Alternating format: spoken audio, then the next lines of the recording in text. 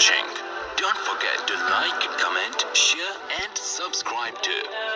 عقیقے میں گائے یا اونٹ ذبح کرنا کیسا ہے؟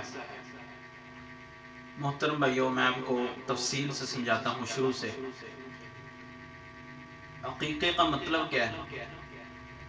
عقیقہ عین سے عق یا عق باب ہے، یعنی کہ خون بہانا۔ تو 7ویں دن خون بہایا جائے، یہ نبی مکرم صلی اللہ علیہ وآلہ وسلم سے ثابت ہے۔ پھر یہ بھی نبی مکرم صلی اللہ علیہ وسلم سے ثابت ہے شاتانی متکافئتانی، کہ اگر بیٹا پیدا ہو تو 2 بکریاں ذبح کی جائیں۔ تو ایک حدیث میں آتا ہے کہ آپ دونوں مذکر بھی ذبح کر سکتے ہیں، بکریاں بھی ذبح کر سکتے ہیں، دونوں بیڑیاں بھی، اور پھر دمبے بھی ذبح کر سکتے ہیں۔ تو اگر بیٹی پیدا ہوئی ہے تو ایک بکرا یا ایک بکری، یعنی کہ واحد ایک ذبح کرنا بس۔ تو محترم بھائیوں، کچھ علماء مفتیہ اکرام کہتے ہیں کہ گائے کی بھی، یعنی کہ اگر بیٹا پیدا ہو تو ہم گائے بھی ذبح کر سکتے ہیں عقیقے میں۔ تو گائے میں 7 حصے ہوتے ہیں،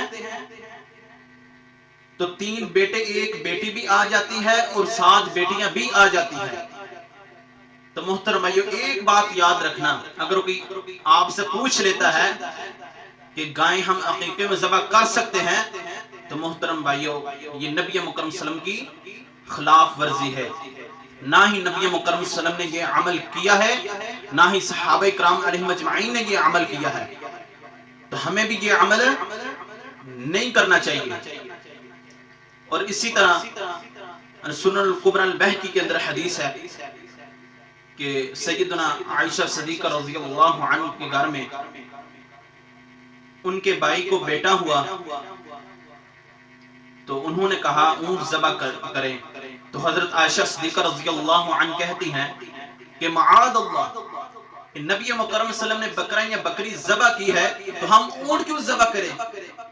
تو اس سے پتہ چلتا ہے کہ ہمیں اونٹ یا گائے ذبح نہیں کرنی چاہیے۔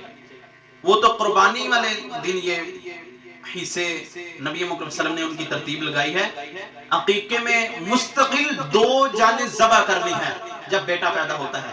تو گائیں جو وہ ایک جان ہے اور 7 حصے ہیں، تو یہ 2 جانیں ہیں جو ذبح کرنی ہے۔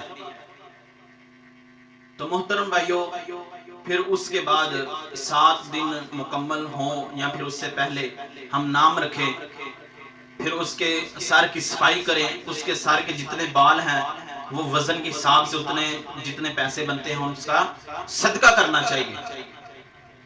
تو یہ ہے سنت، یعنی کہ بکرا بکری کرنا، یہ حدیث سے ثابت ہے۔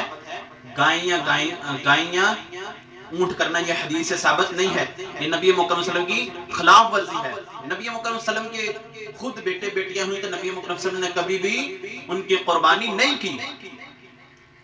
تو حدیث میں 2 جانوں کا ذکر ہے، اگر بیٹی پیدا ہوئی ہے تو 1 جان، تو اگر بیٹا پیدا ہوا ہے 2 جانیں ذبح کرنی ہے۔